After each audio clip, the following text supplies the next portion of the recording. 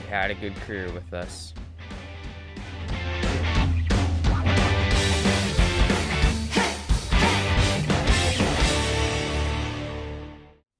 Welcome back to the Team 12 Seattle Seahawks podcast. I'm Rose Team 12s. Today we're going to be talking about how KJ Wright has signed with the Las Vegas Raiders, and there's not a chance for him to sign with us anymore because he's with the Raiders now. But to start out with what this means for the Seahawks, what this kind of means for the Raiders, I'm not going to get in depth on their side because this ain't a Raiders channel, and I don't frankly care about the Raiders. What this means for the Raiders is they get a great linebacker with being able to set the edge a little bit, maybe here and there. Not be upper level at it or anything like that, but be able to do like something, scare a quarterback like, oh, there's KJ right there. Watch out, running back, pick up that block. Stuff like that to make it so it kind of like shows like, oh, it's a pass play. They're shifting running back over to pick up a block or something like that if a team's dumb. But if they're smart, they're just going to keep him still.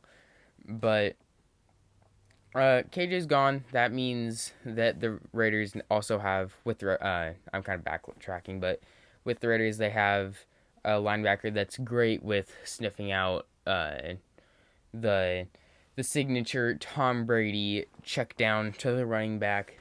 Oh, no one's open. I'm gonna just toss it to my running back because easy 5 yards. That's pretty much what KJ's best at, sniffing out the zone reads and stuff like that, where he just sits there and he's just like, I sniff out a running back, and then he like looks to his left and he like gets this crazy look in his eyes and he's like, go, and then he dominates the guy and plows him into the ground or breaks it up or gets an interception. That's what KJ's best at, and that's what who he will be missed most for with the Seahawks. And in that scenario where it's like, oh, it's a linebacker, you don't notice it that often, but this year you're probably going to notice it a little bit against pass-catching running backs. Like, I don't know if we play the Panthers at all, but players like Christian McCaffrey, Alvin Kamara, players like that will have much better days against the Seahawks without KJ right here.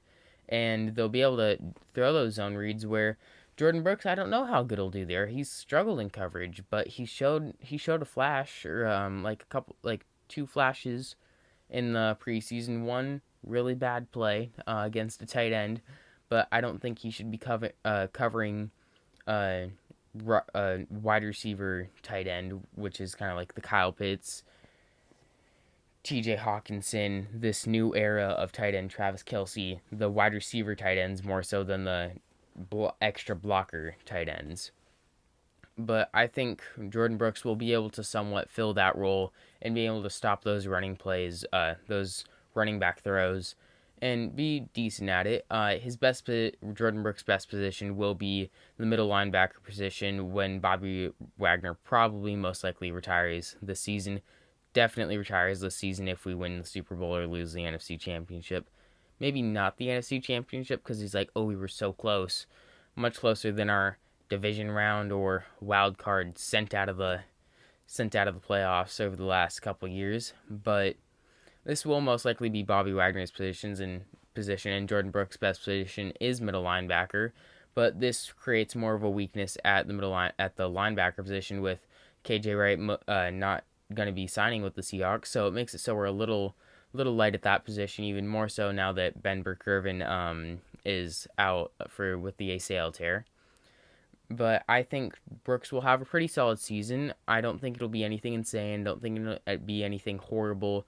I think it'll just be an all-around really solid season for him, and I'm excited to see him more on the field since he's a first-round pick. Also, LJ Collier was not cut in the final 53-man roster.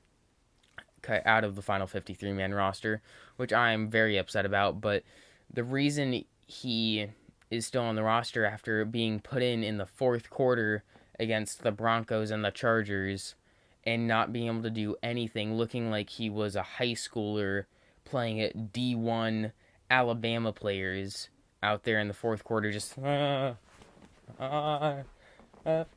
playing patty cake, not being able to do a thing on 30 snaps, getting like one pressure. It's because of his draft capital, and more so, not so much his draft capital, but his cap hit. I don't know exactly how much he has. I should have probably researched that before I did this video, but it's a little bit of cap, and we would lose some money if we did cut him. He would be another body out there to just take up a blocker for, say, for Rasheem Green or other players like that to get in for a sack during this NFL season. That's pretty much going to be his role. Hey, plug up, uh, try and stop the run even though you suck at it, which was supposed to be your strong suit. Try and get a sack even though you suck at it. Try and get a pressure even though you suck at it. All around, you just suck. It's I guarantee as a person, he's an amazing person. I would, if I met him, I'd probably love him. But as a person, one day that's probably gonna get clipped. But I'm okay with that. But he's just not that good of an NFL player, and it's just because his cap hit, if we did cut him, is substantial enough where it's just like, okay, we'll keep you on the roster. Just sit in the back of the classroom and don't say anything. So that's pretty much our whole situation. We will need linebacker depth this going into this offseason. We will need to sign a linebacker or draft 2-3 linebackers. I hope Jordan Brooks and Cody Barton break out the season and get next level. Very unlikely. I think Jordan Brooks has a much better chance of being a really good NFL player. But Cody Barton, iffy. I hope he does good. But other than that, that's about the end of this video. If you did enjoy, please consider liking and subscribing. I will have it as a link in my description from our Discord. And have a good rest of your day.